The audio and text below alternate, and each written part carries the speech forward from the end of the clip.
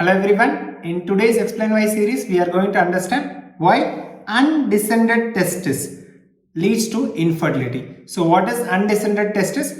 The testis usually originates in the abdominal cavity and slowly as the infant progresses in its weeks of life, that is inside the uterus, mother's uterus itself, it will start descending and finally it will reach at the destination location, that is the scrotum. If the testis has not descended down to the scrotal level, it is called as undescended testis, and the most common location for this is the inguinal canal.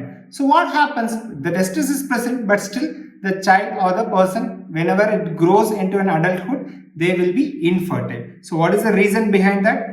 The reason behind that is the spermatogenesis process is highly sensitive to the temperature changes, and the scrotum temperature is at a lesser temperature, that is the scrotum is much cooler temperature than the internal abdominal organs.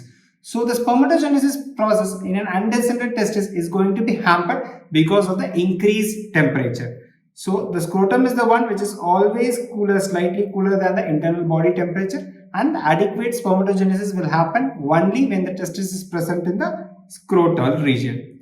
In case of this undescended testis, the temperature inside the abdomen is going to be very high and it is going to be harmful to the developing sperms, and spermatogenesis process is going to be severely hampered.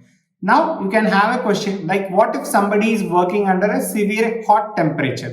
Yes, obviously even then the spermatogenesis process is going to be affected and the sperm count is going to be declined. And this is one of the reasons in furnace workers who work under a very high temperature, they usually have a low sperm count in comparison to the other. Sometimes if they are working for a very long time and in a very hot temperature, they might lead into an infertility condition also. So this is the reason behind why undescended testis is going to cause a severe spermatogenesis defect.